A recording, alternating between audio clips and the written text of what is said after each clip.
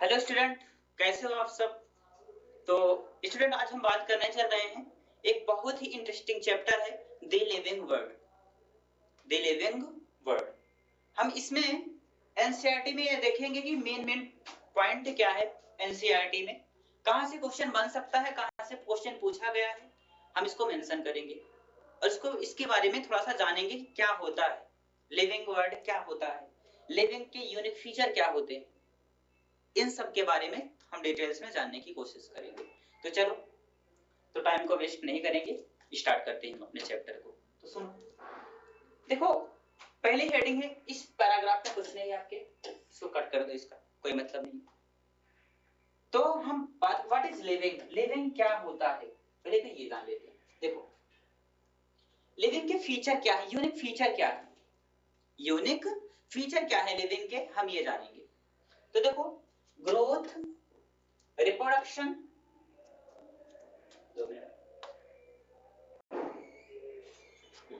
ठीक है, growth, reproduction, ability to sense environment and mount a suitable response come to our mind immediately।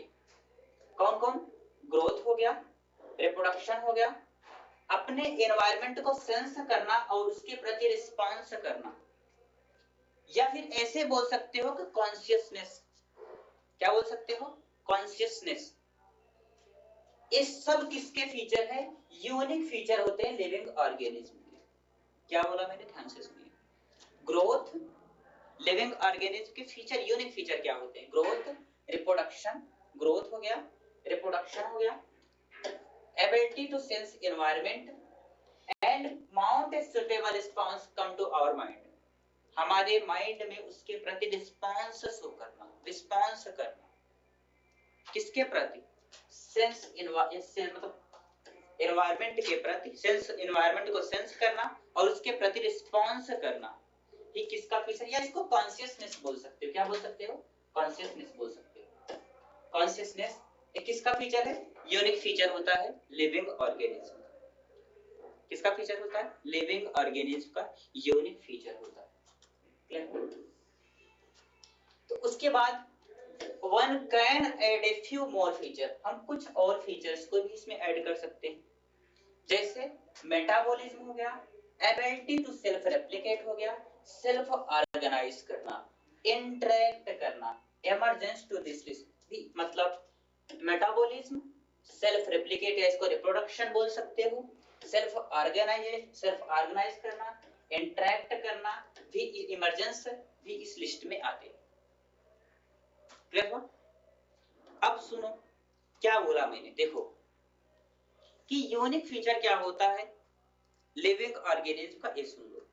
मैंने बताया कि growth, reproduction, ability to sense environment, अपने environment के प्रति, ठीक है, अपने एनवायरनमेंट को सेंस करना, come to suitable response come to our, उसके प्रति रिस्पांस शो करना, ये यूनिक फीचर होता है लिविंग ऑर्गेनिज्म का। किसका यूनिक फीचर होता है, लिविंग ऑर्गेनिज्म का यूनिक फीचर होता है। उसके बाद हमने कहा one we can add a few more feature, कुछ और फीचर इसमें ऐड कर सकते हैं, जैसे मेटाबॉलिज्म हो गया, सेल्फ रेप्लिकेट, इसको सेल्फ रेप्लिकेट को हम रिप्रोडक्शन भी बोल सकते हो, क्या बोल सकते हैं, रिप्रोडक्शन बोल सकते हो, क्या बोल सकते हो, रिप्रोडक्शन। सेल्फ ऑर्गेनाइज करना, इंटरेक्ट करना, इमरजेंस टू दिस लिस्ट, इस लिस्ट में आ गए। क्लियर हुआ। अब आगे चल रहे हैं थोड़ा सा। ऑल लिविंग ऑर्गेनिज्म ग्रो, जितने भी लिविंग ऑर्गेनिज्म होते हैं वो सभी क्या करते हैं, ग्रो करते हैं। जैसे increase in body mass, increase in mass and increase in number are 10 characteristic of growth। देखो, मास का बढ़ना, किसका, मास का बढ़ना और नंबर का बढ़ना, चाहे मास बढ़े या नंबर बढ़े, मास का बढ़ना या नंबर का बढ़ना एक 10 कैरेक्टरिस्टिक होता है ग्रोथ का। किसका होता है, 10 कैरेक्टरिस्टिक होता है ग्रोथ, या ऐसे बोल सकते हो कि जुड़वे भाई हैं ग्रोथ के। क्लियर हुआ। चाहे नंबर बढ़े या उसका मास बढ़े, ये क्या होता है, 10 कैरेक्टरिस्टिक होता है ग्रोथ का। ग्रोथ का 10 कैरेक्टरिस्टिक मतलब जुड़वे भाई हैं, ऐसे भी समझ सकते हो। ओके, यहां तक कोई प्रॉब्लम तो नहीं है। देखो, नंबर का बढ़ना, मास का बढ़ना, ट्विन कैरेक्टरिस्टिक होता है किसका? ग्रोथ का। फिर से सुनो, चाहे नंबर बढ़ रहा है या फिर उसका मास बढ़ रहा है, किसी भी ऑर्गेनिज्म का मास बढ़े या सेल का मास बढ़े या नंबर बढ़े, ये किसके ट्विन कैरेक्टरिस्टिक किसके होते हैं? ग्रोथ के। तो हम थोड़ा सा आगे चलते हैं। A multicellular organism grow by cell division. कोई भी मल्टीसेलर ऑर्गेनिज्म होता है वो कैसे ग्रो करता है? सेल डिवीजन के द्वारा। मल्टीसेलर ऑर्गेनिज्म कैसे ग्रो करता है? सेल डिवीजन के द्वारा। ठीक है, सेल डिवीजन के द्वारा, सेल डिवीजन के द्वारा ग्रो करता है। In plant this growth is by cell division occurs continuously throughout their life span। लेकिन प्लांट में जानते हो, प्लांट में ग्रोथ जो होती है जीवन भर होती है, लेकिन हम एनिमल्स में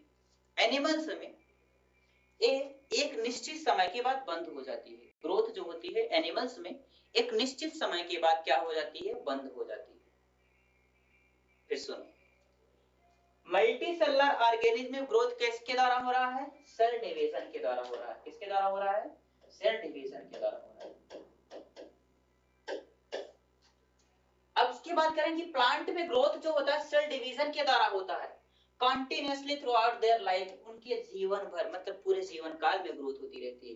इन animal this growth is seen up to a certain age. लेकिन एनिमल्स में या एक निश्चित एज तक ही देखी जा सकती है।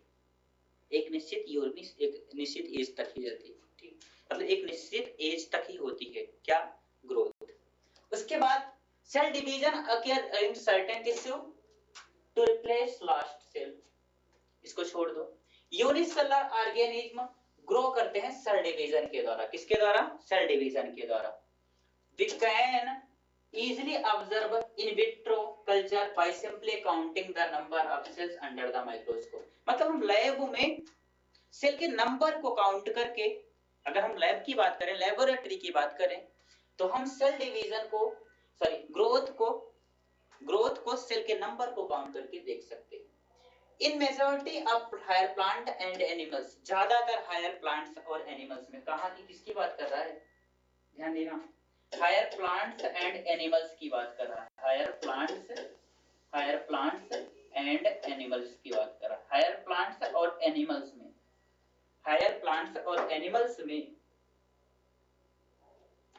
क्या हुआ?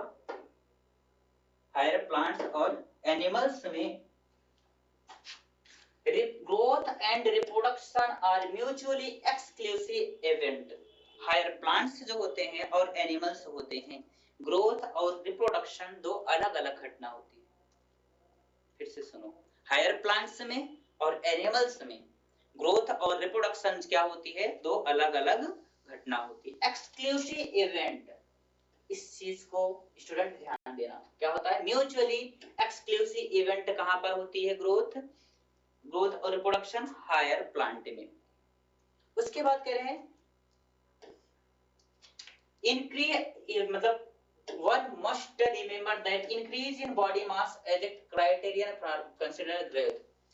Non-living objective also grow if we take increase in body mass as criterion for growth। कहने का मतलब ये है कि अगर हम बॉडी मास को, ठीक है, क्राइटेरिया मान लें, ग्रोथ का क्राइटेरिया मान लें, तब तो कहने की मतलब है कि नॉन लिविंग भी ग्रोथ करते हैं। अगर हम बॉडी मास को क्या करें? क्राइटेरिया मान ले ग्रोथ का, तो तब हमें यह भी मानना पड़ेगा कि जो नॉन लिविंग होते हैं ये भी ग्रोथ करते हैं। अगर हम बॉडी मास को ग्रोथ का क्राइटेरिया मान लें तो हमें ये भी मानना पड़ेगा कि जो नॉन लिविंग होते हैं ये भी, ठीक है, ये भी क्या होते हैं? ग्रोथ करते हैं। क्लियर हुआ? जैसे पहाड़ों पर धीरे धीरे मिट्टी जमते उसका मास तो बढ़ रहा है ना, क्या वो लिविंग है? नहीं है, नॉन लिविंग है, लेकिन उसका मास बढ़ रहा है। तो हमें क्या करना पड़ेगा? तो हमें ये मानना पड़ेगा कि भैया हाँ, इसमें भी ग्रोथ हो रही है। अगर बॉडी मास को हम क्राइटेरिया मान लें कि ग्रोथ का क्राइटेरिया होता है, तो हमें ये भी मानना पड़ेगा कि नॉन लिविंग भी ग्रोथ करते हैं। जैसे mountains border sand mount to grow, तब हमें यह भी मानना पड़ेगा कि माउंटेन बॉर्डर्स और सैंड माउंट भी ग्रो कर रहे हैं। ये तीनों हमेशा ध्यान दीजिएगा, mountains borders and sand mounts, ये भी क्या करते हैं, ये भी क्या कर रहे हैं, ग्रो कर रहे हैं। ठीक है, अब कह रहे हैं कि this count of growth exhibit bye non living objective accumulation of material on the surface, मतलब ऐसा भी हो नॉन लिविंग जो होता है अक्यूमुलेशन करते हैं मटेरियल का सरफेस पर। क्लियर हुआ? अब थोड़ा सा आगे चलते हैं। लिविंग ऑर्गेनिज्म जो होता है ग्रोथ कहां पर होता है, इनसाइड होता है, अंदर की तरफ होता है। लिविंग ऑर्गेनिज्म में ग्रोथ कहां होती है, अंदर की तरफ होती है। उसके बाद इसीलिए कहा गया है, इसीलिए नॉन लिविंग और लिविंग दोनों में ग्रोथ हो रही है, इसीलिए हम ये कह सकते हैं कि growth can not be taken as defining property of living organism. Growth जो होती है लिविंग ऑर्गेनिज्म की डिफाइनिंग प्रॉपर्टी नहीं होती। क्यों? क्योंकि नॉन लिविंग भी, अगर हम बॉडी मास को क्राइटेरिया मान रहे हैं कि बॉडी मास बढ़ने से ग्रोथ हो रही है, तब तो नॉन लिविंग भी ग्रोथ कर रही है। इसीलिए जो ग्रोथ होती है डिफाइनिंग फीचर नहीं होता है लिविंग ऑर्गेनिज्म का। ठीक है, तो अब हम पढ़ने चले रिप्रोडक्शन की। किसकी? रिप्रोडक्शन की बात करने चले। किसकी बात करने चले? रिप्रोडक्शन की। तो चलो थोड़ा सा आगे बढ़ते हैं हम लोग।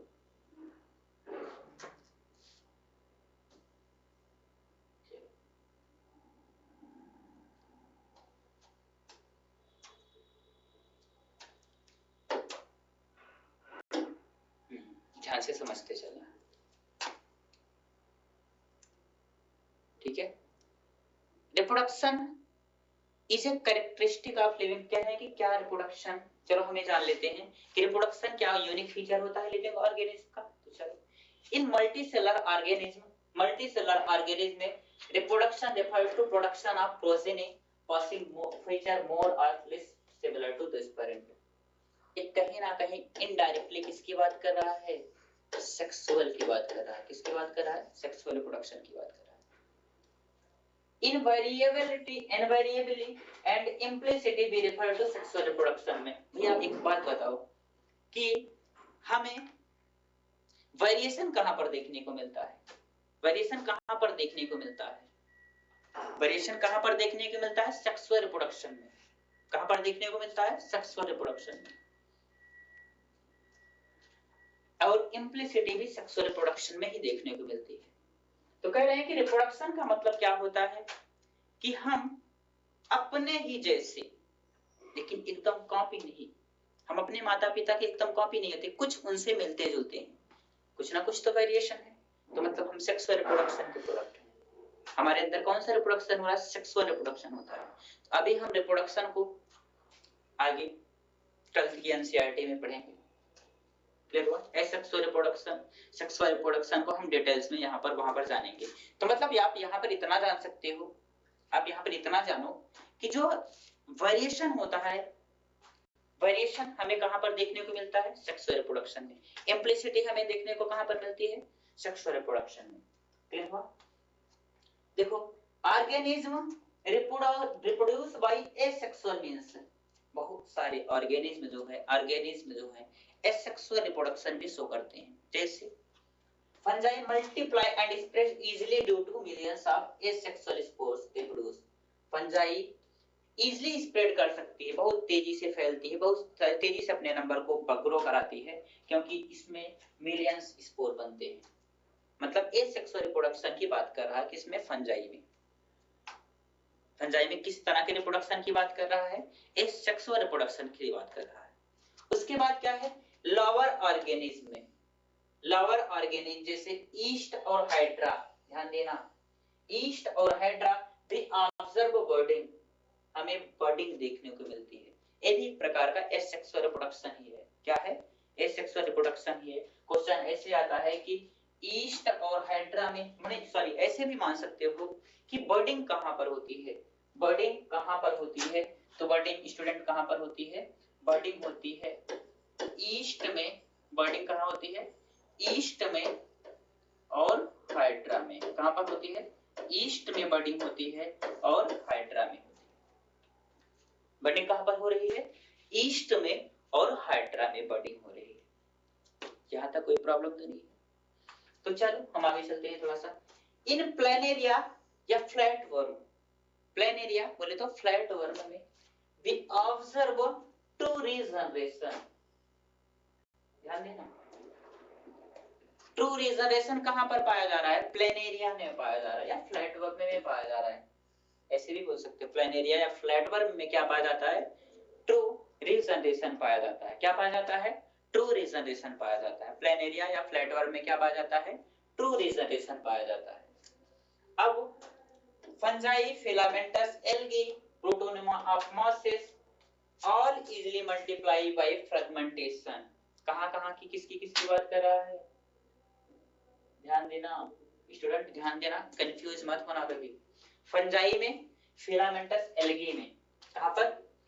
फंजाई में, फिलामेंटस एल्गी में और प्रोटोनिमा ऑफ मॉसेस में, प्रोटोनिमा ऑफ मॉसेस में क्या पाया जाता है? फ्रेगमेंटेशन। किस तरह का रिप्रोडक्शन होता है? किस तरह से रिप्रोडक्शन होता है? फ्रेगमेंटेशन की तरह। या फ्रेगमेंटेशन होता है। क्या होता है? फ्रेगमेंटेशन। कहां पर होता है? फंजाई में। कहां पर होता है? फंजाई में, फिलामेंटस एल्गी में और प्रोटोनिमा ऑफ मॉसेस में होता है। क्लियर हुआ? यहां तक कोई प्रॉब्लम तो नहीं है।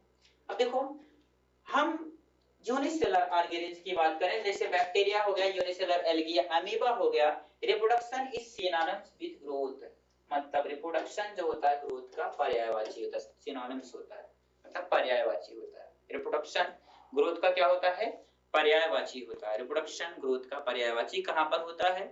यूनिसेलर ऑर्गेनिज्म में। हायर प्लांट और एनिमल्स में रिप्रोडक्शन जो होता है, ग्रोथ, ग्रोथ और रिप्रोडक्शन जो होता है म्यूचुअली एक्सक्लूसिव इवेंट होते हैं। हायर प्लांट और एनिमल्स में ग्रोथ और रिप्रोडक्शन क्या होते थे? म्यूचुअली एक्सक्लूसिव इवेंट होते थे। मतलब दोनों अलग अलग घटनाएं होती थी। दोनों क्या होती थी? अलग अलग घटनाएं होती थी। यहां तक कोई प्रॉब्लम तो नहीं है। अब देखो, we notice that in single cell organism we are not very clear about these two terms।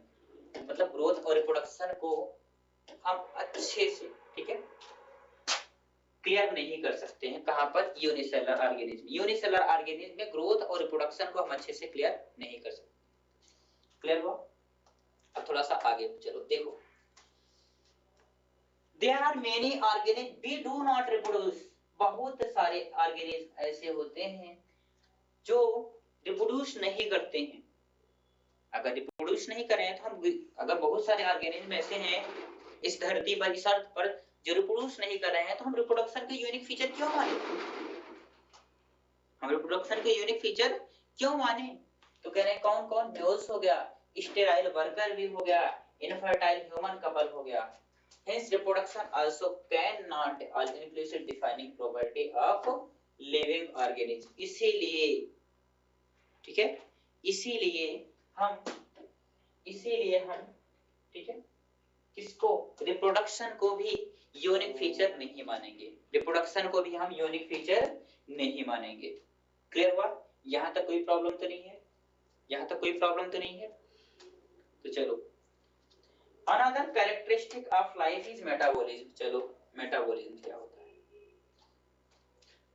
All living organisms are made up of chemicals। These chemical small और big, छोटा और बड़ा हो सकता है, various class का हो सकता है, size का हो सकता है, various class, size और function हो सकते हैं। अब सुनो,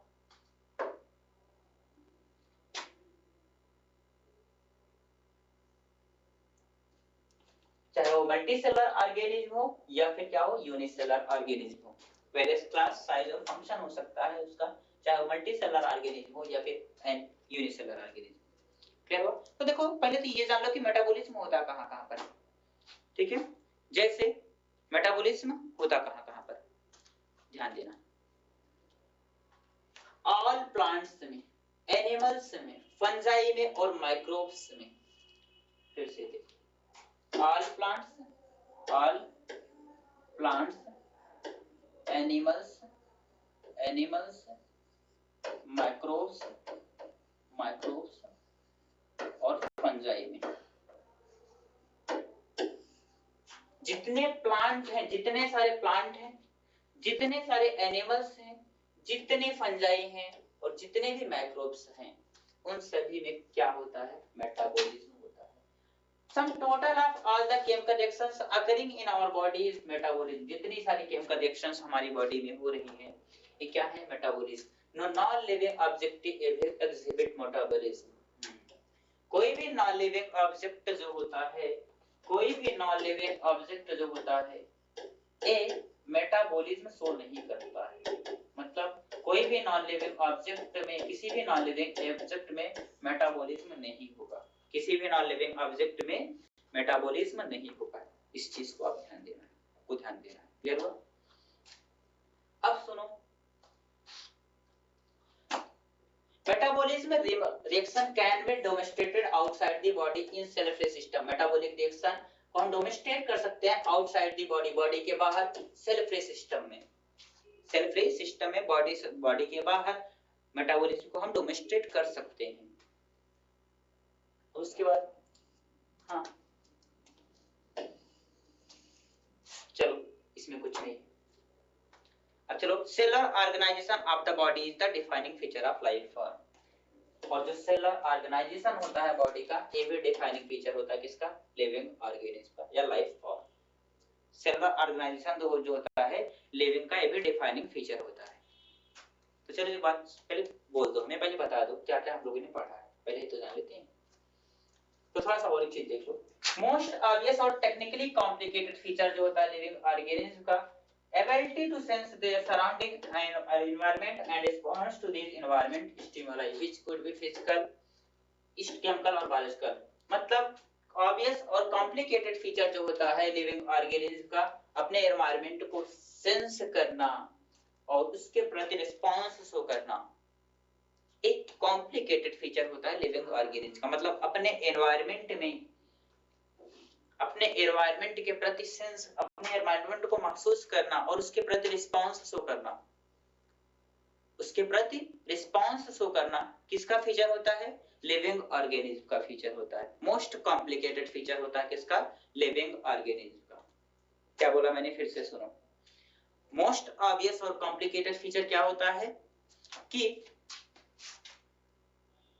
देखो, living ability sense their surrounding, अपने सराउंडिंग को सेंस करना और उसके प्रति रिस्पांस शो करना, चाहे वो फिजिकल हो, चाहे केमिकल हो, चाहे बायोलॉजिकल हो, या क्या, तो अपने सेंस मतलब चाहे फिजिकल हो, चाहे केमिकल हो या बायोलॉजिकल हो, या किसका फीचर हो, most obvious and complicated feature होता है किसका, लिविंग ऑर्गेनिज्म का।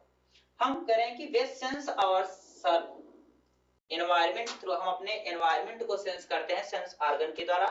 प्लांट रिस्पांस करते हैं एक्सटर्नल फैक्टर जैसे लाइट, वाटर, टेम्परेचर और पायोटेंट के प्रति। और ऑर्गेनिज्म प्रोकैरियोटिक्स, इसको ध्यान देना, प्रोकैरियोटिक्स से लेकर most complex eukaryotic can sense and response to environment, अपने एनवायरनमेंट को सेंस करते हैं और उसके प्रति रिस्पांस शो करते हैं। क्या कौन, प्रोकैरियोटिक से लेकर मोस्ट कॉम्प्लेक्स यूकैरियोटिक तक, प्रोकैरियोटिक से लेकर मोस्ट कॉम्प्लेक्स यूकैरियोटिक तक अपने एनवायरनमेंट को सेंस करते हैं और उसके प्रति रिस्पांस शो करते हैं।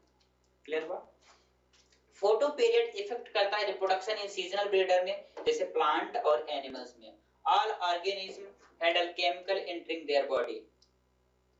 अब देखो कह रहे हैं कि human being is the only organism who is aware of himself, मतलब सेल्फ कॉन्शियस। ह्यूमन बीइंग एक ऐसा ऑर्गेनिज्म है जिसके अंदर सेल्फ कॉन्शियसनेस की प्रॉपर्टी होती है।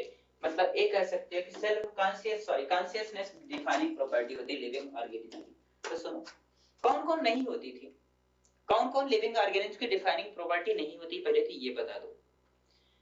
ग्रोथ और रिप्रोडक्शन डिफाइनिंग प्रॉपर्टी नहीं होती है, डिफाइनिंग फीचर या यूनिक फीचर नहीं होता था लिविंग ऑर्गेनिज्म का। ऐसे सुनो, क्लियर हुआ? कौन कौन, ग्रोथ और रिप्रोडक्शन यूनिक फीचर नहीं होती थी किसकी, लिविंग ऑर्गेनिज्म की। क्योंकि ग्रोथ नॉन लिविंग में भी, अगर हम मास को क्राइटेरिया मान रहे हैं, अगर हम मास को क्राइटेरिया मान लें, ग्रोथ का क्राइटेरिया मान लें, तो नॉन लिविंग भी तो ग्रोथ कर सकते हैं, नॉन लिविंग भी तो ग्रोथ करते हैं। तो चलो थोड़ा सा आगे, थोड़ा सा पहले एक बात हमें बता दो, क्या क्या पढ़े हो आप अब तक, क्या पढ़े हो? तो चलो चलते हैं।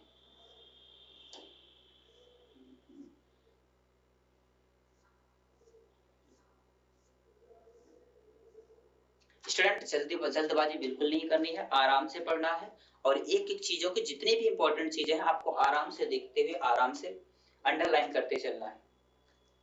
क्लियर हुआ? जो चीजें ना समझ में आए कमेंट बॉक्स में कमेंट करना, उसको फिर से हम लोग रिपीट करेंगे, क्योंकि एग्जाम का बहुत टाइम नहीं रह गया, बहुत तो हमें लगता है कि बहुत ज्यादा समय तो नहीं रह गया है, जो भी टाइम है आप कोशिश करो कि अच्छे से इसको यूटिलाइज करो और फालतू की चीजें बंद कर दो, बिल्कुल बंद कर दो, कोई मतलब नहीं। जो भी टाइम बचा है आप अपने एग्जाम पर पूरी तरह से फोकस करो, पूरी तरह से सब कुछ छोड़ दो, लग जाओ अपनी 100% एफिशिएंसी के साथ लग जाओ, क्योंकि अब टाइम बहुत ज्यादा नहीं बच रहा है। क्लियर हुआ? जो भी टाइम बचा है मैं याद नहीं दिलाऊंगा, नहीं तो डिप्रेशन में चले जाओगे, अरे सर इतना ही टाइम बचा है, लेकिन जो भी टाइम बचा है आप कोशिश करो कि यूटिलाइज अच्छे से यूटिलाइज करो, अच्छी तरह से यूटिलाइज करो। बाकी हमारी टीम और हम पूरी कोशिश करेंगे कि आप अपने टारगेट को जितने जल्दी, मतलब इस बार अगर जा रहे हो एग्जाम देने तो फोड़ कराओ यार, पूरा जी जान लगा दो, जो भी टाइम बचा है पूरा, जो भी टाइम बचा है आप जी जान लगा दो। अरे कैसे नहीं निकलेगा यार नीट, कैसे नहीं निकलेगा मैं कह रहा हूँ, एक बार कोशिश तो करके देखो, अपना 100% कभी 100% दियो नहीं दियो, जान लेना कि जिस दिन आप अपने आप से पूछो कि क्या आपने अब तक जो भी टाइम लिया या फिर जब मतलब जब भी एग्जाम में बैठे क्या आपने 100% दिया था अपना? ईमानदारी से सोचना, आपको जवाब मिल जाएगा। नहीं दिया आपने, क्योंकि जिस किसी काम में आप अपना 100% देते हो रिजल्ट आपके सामने होता है। तो कोई भी काम हो, जिस किसी भी काम में आप अपना 100% देते हो आपका रिजल्ट आपके सामने होता है, इसमें घबराने और सोचने वाली बात नहीं है, रियलिटी है। जिस किसी काम में भी आप अपना 100% दोगे रिजल्ट आपके सामने होगा, 100% ही मान के चलो।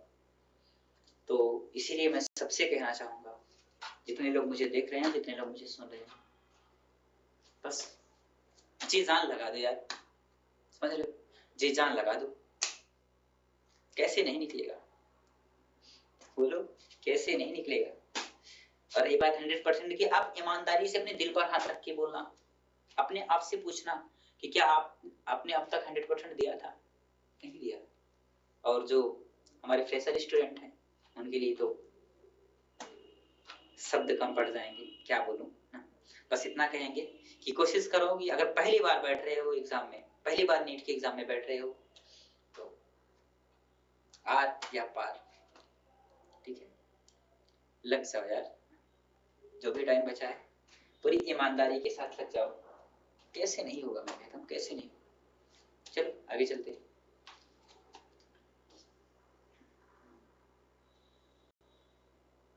इसमें कुछ नहीं है, देखो property of tissue are not present in the constituent of cells but arise as an interaction of among the constituent cells। जो टिश्यू की प्रॉपर्टी होती है सेल्स में नहीं होती है, जबकि ये कांस्टिट्यूएंट मतलब बने होते हैं सेल्स से ही मिलकर बने होते हैं। चलो इसमें कुछ नहीं है, अब थोड़ा सा इसको और देख लेते हैं इधर। Biology is the story of life on earth. Biology is the story of evolution of living organism on earth. Biology क्या होती है? स्टोरी होती है लाइफ की अर्थ पर। बायोलॉजी स्टोरी होती है, स्टोरी बताती है इवोल्यूशन की लिविंग ऑर्गेनिज्म के बारे में, ठीक है, लिविंग ऑर्गेनिज्म की इवोल्यूशन की स्टोरी को बताती है, ठीक है। All living organisms present, past and future linked to one another by sharing a common genetic materials but to varying degree। मतलब जितने भी लिविंग प्रेजेंट पास्ट या फ्यूचर में हैं थे रहेंगे, एक शेयरिंग ए कॉमन जेनेटिक मटेरियल, ठीक है, उनमें कुछ ना कुछ जेनेटिक मटेरियल मिलता जुलता है। ऐसे भी मान लो, कहाँ गया भैया, बायोलॉजी क्या होती है? Story of life on earth, फिर स्टोरी ऑफ इवोल्यूशन के बारे में बताती है लिविंग ऑर्गेनिज्म की। तो चलो थोड़ा सा और आगे चलते हैं हम लोग।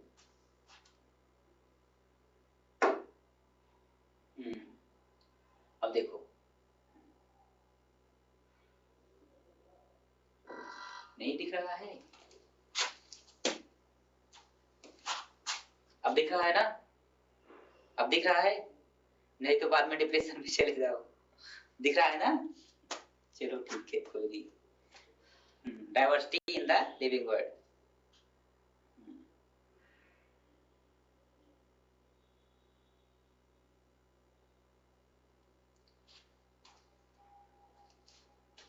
देखो सुनो, द नंबर ऑफ, इस यहाँ पे इधर ऊपर कुछ नहीं है, the number of species that are known and described range between 1.7 to 1.8 million.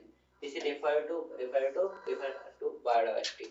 जो नंबर ऑफ स्पीशीज, जितने भी स्पीशीज की को हमने खोजा है अभी तक, ऐसे भी कह सकते हो कि हमने अब तक 1.7 से लेकर 1.8 स्पीशीज को 1.8 मिलियन स्पीशीज को हमने डिस्कवर कर लिया है। मतलब 1.7 से लेकर 1.8 मिलियन स्पीशीज को अब तक हमने खोज लिया है। इसे कहते हैं बायोडाइवर्सिटी या number and type of organism present on earth. मतलब कितने नंबर में कितने टाइप के ऑर्गेनिज्म अर्थ पर हैं, यही क्या कहलाता है? बायोडाइवर्सिटी कहलाता है। क्या कहलाता है? बायोडाइवर्सिटी कहलाता है। क्लियर हुआ?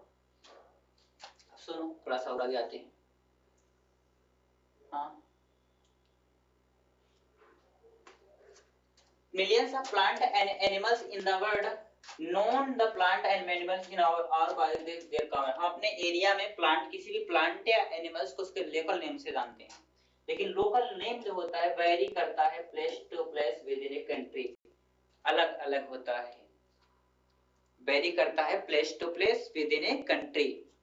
अब कह रहे हैं कि इसके लिए हमें नोमेनक्लेचर की जरूरत पड़ती है। ठीक है, the naming of living organisms such that a particular name organism known by same all over the world, this process is called nomenclature। मतलब किसी एक ऑर्गेनिज्म को, किसी भी ऑर्गेनिज्म को पूरी दुनिया भर में एक ही नाम से जाना जाए, इसके लिए हमें नोमेनक्लेचर की जरूरत पड़ी, या यही नोमेनक्लेचर कहलाता है। क्या कहलाता है? नोमेनक्लेचर कहलाता है। पूरी दुनिया भर में किसी भी ऑर्गेनिज्म को सिर्फ एक ही नाम से जाना जाए, सिर्फ और सिर्फ एक ही नाम से जाना जाए, वही क्या कहलाता है? नोमेनक्लेचर कहलाता है। क्या कहलाता है?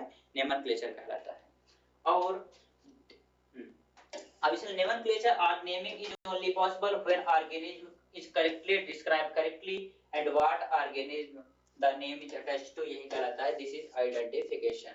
Describe correctly and what organism the name attached to, यही क्या कहलाता है? कौन सा ऑर्गेनिज्म से अटैच्ड है, यही क्या कहलाता है? आइडेंटिफिकेशन कहलाता है। तो थोड़ा सा हम लोग और देख लेते हैं।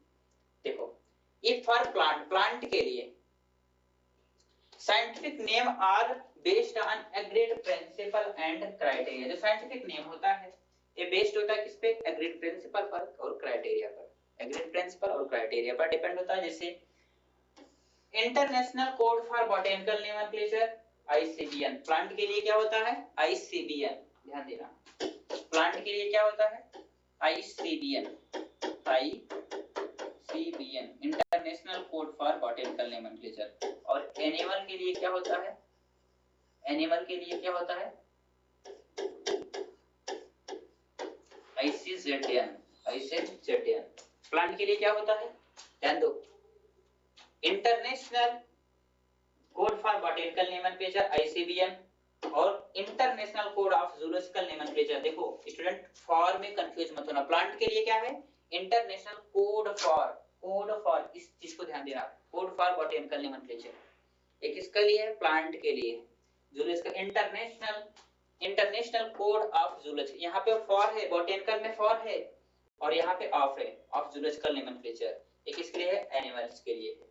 ठीक है, साइंटिफिक नेम बताता है कि किसी भी ऑर्गेनिज्म के दो नाम होते हैं। साइंटिफिक नेम हमें क्या बताता है? कि किसी भी ऑर्गेनिज्म के क्या होते हैं? दो नाम होते हैं। ठीक है,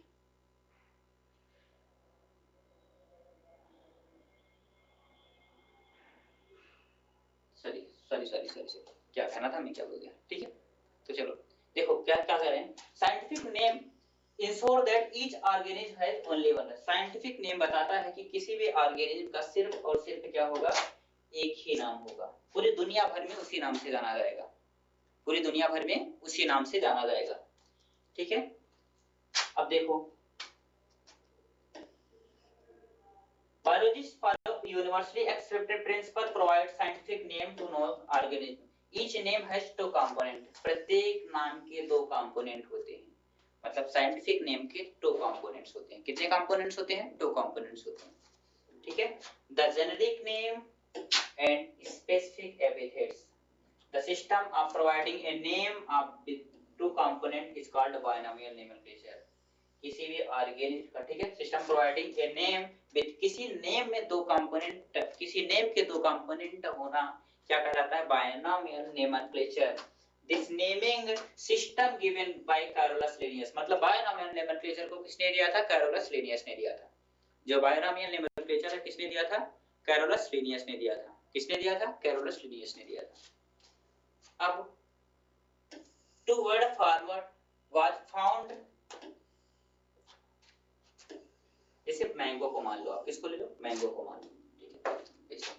मैंगो को providing scientific name, scientific name Mangifera indica, ठीक है। अब तो चलो पहले एक बार ध्यान दे, पहले एक बार रिवाइज कर लो। हम लोगों ने क्या क्या पढ़ा, आखिर अब तक पढ़ा क्या क्या, पहले ये तो देख लो, ठीक है। सॉरी कहां आ गए हम लोग, कहां आ गए जी?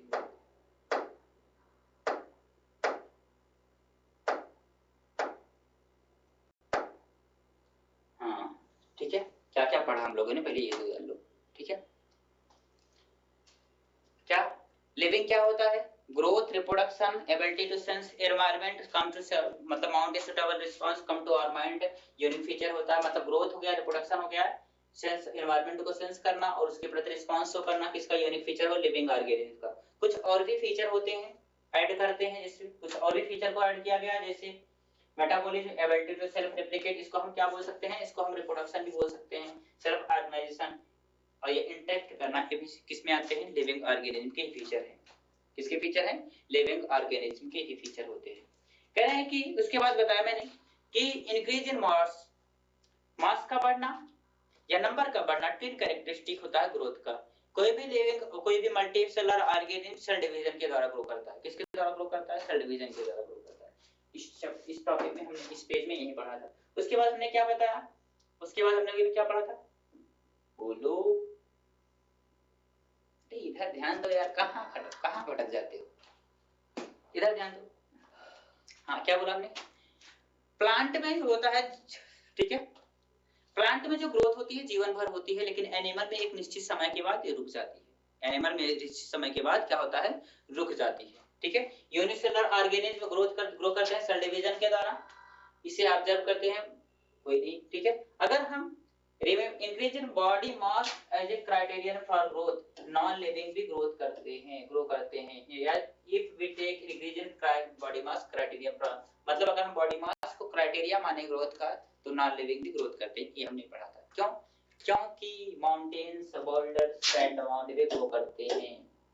अब उसके बाद क्या है? This count of growth exhibit bye non living accumulation, जो नॉन लिविंग होते हैं ग्रोथ करते हैं एक्यूमुलेशन ऑफ मटेरियल को, ग्रोथ का मतलब मटेरियल को एक्यूमुलेट करते हैं सरफेस पर। नॉन लिविंग जो होता है ग्रोथ, लिविंग में ग्रोथ कैसे होती है? इनसाइड होती है। लिविंग में ग्रोथ कैसी होती है? इनसाइड होती है। हम भैया हाँ कह रहे हैं कि therefore growth cannot be taken as defining property of living organism। जो ग्रोथ होती है, इसीलिए ग्रोथ को हम यूनिक फीचर नहीं मानते हैं, ठीक है। अब रिप्रोडक्शन को भी यूनिक फीचर नहीं मानते हैं, क्योंकि कुछ लोग रिप्रोड्यूस नहीं करते हैं, जैसे कौन? म्यूस, स्टेराइल वर्कर भी और इनफर्टाइल ह्यूमन कपल्स। और इनवेरिएबली मतलब वेरिएशन हमें कहां पे देखने को मिलती है? बोलो, वेरिएशन कहां पे देखने को मिलती है? सेक्सुअल रिप्रोडक्शन में। उसके बाद हमने बताया कि फंजाई में मिलियंस ऑफ सेक्सुअल स्पोर बनते हैं, इसीलिए बहुत जल्दी से स्प्रेड कर जाती है। फंजाई फिलामेंटस सेल प्रोटोनोमोसिस में फ्रेगमेंटेशन होता है। ईस्ट और हाइड्रा में क्या होता है? बर्डिंग होता है। बर्डिंग कहां पर होता है? ईस्ट और हाइड्रा में। ईस्ट और हाइड्रा में क्या होता है? बर्डिंग होती है। क्लियर हुआ? अब चलो थोड़ा सा आगे चलते हैं। ठीक है, जितने भी लिविंग ऑर्गेनिज्म मतलब हमारे अंदर जितनी भी सारी केमिकल रिएक्शंस चल रही हैं, वही क्या कहलाता है? मेटाबॉलिज्म कहलाता है। क्या कहलाता है? मेटाबॉलिज्म कहलाता है। सारे प्लांट में, एनिमल्स में, माइक्रोब्स में और फंजाई में मेटाबॉलिज्म होती है। जितने ऑल प्लांट्स में, एनिमल्स में और फंजाई में, कहाँ का, ऑल प्लांट्स एनिमल्स और फंजाई में क्या होता है, मेटाबॉलिज्म होता है। नॉन लिविंग में किसी भी प्रकार का मेटाबॉलिज्म नहीं होता है। नॉन लिविंग में क्या कह रहे हैं, किसी भी प्रकार का मेटाबॉलिज्म नहीं होता है। उसके बाद हमने पढ़ा कि सेलुलर ऑर्गेनाइजेशन जो होता है डिफाइनिंग प्रॉपर्टी होती है लिविंग ऑर्गेनिज्म। देखो ग्रोथ और रिप्रोडक्शन डिफाइनिंग फीचर नहीं है रिप्रोडक्शन लिविंग ऑर्गेनिज्म की, लेकिन कौन, मेटाबॉलिज्म, सेलुलर ऑर्गेनाइजेशन और कॉन्शियसनेस, इनको हम यूनिक फीचर मानते हैं। किसका, लिविंग ऑर्गेनिज्म का यूनिक फीचर मानते हैं। लिविंग ऑर्गेनिज्म का क्या मानते हैं, यूनिक फीचर मानते हैं। ठीक है, उसके बाद most obvious and complicated feature क्या होता है लिविंग ऑर्गेनिज्म का, मोस्ट ऑब्वियस और कॉम्प्लिकेटेड फीचर क्या होता है लिविंग ऑर्गेनिज्म का, कि अपने एनवायरनमेंट को, ठीक है, ability to sense their surrounding और उसके प्रति रिस्पांस शो करना, चाहे फिजिकल हो चाहे केमिकल हो या बायोलॉजिकल हो। फोटो पीरियड इफेक्ट करता है रिप्रोडक्शन इन सीजनल ब्रीडर में, जो सीजनल ब्रीडर होते हैं उनमें रिप्रोडक्शन को इफेक्ट करता है। अब सुनो, उसके बाद हमने क्या पढ़ा था कि प्रोकैरियोटिक से लेकर मोस्ट कॉम्प्लेक्स यूकैरियोटिक तक, ठीक है, सेंस करते हैं अपने एनवायरनमेंट को और उसके प्रति रिस्पांस करते हैं। क्लियर हुआ। कॉन्शियसनेस बिकम डिफाइनिंग फीचर होता है, प्रॉपर्टी होती है किसकी, लिविंग ऑर्गेनिज्म की। उसके बाद हमने क्या पढ़ा कि बायोलॉजी क्या होती है, स्टोरी ऑफ लाइफ। बायोलॉजी किसके बारे में बताती है, story of life on earth के बारे में, या इवोल्यूशन ऑफ लिविंग ऑर्गेनिज्म के बारे में। ठीक है, तो स्टूडेंट बस इस आज के वीडियो में हम लोग इतना ही पढ़ेंगे। इसके बाद जो बचा है थोड़ा सा नेक्स्ट वीडियो में हम लोग कंप्लीट करेंगे। क्लियर हुआ। तो स्टूडेंट बस आज के लिए इतना ही। Take care, good bye. Clear हुआ। जहां कहीं भी कंफ्यूजन हो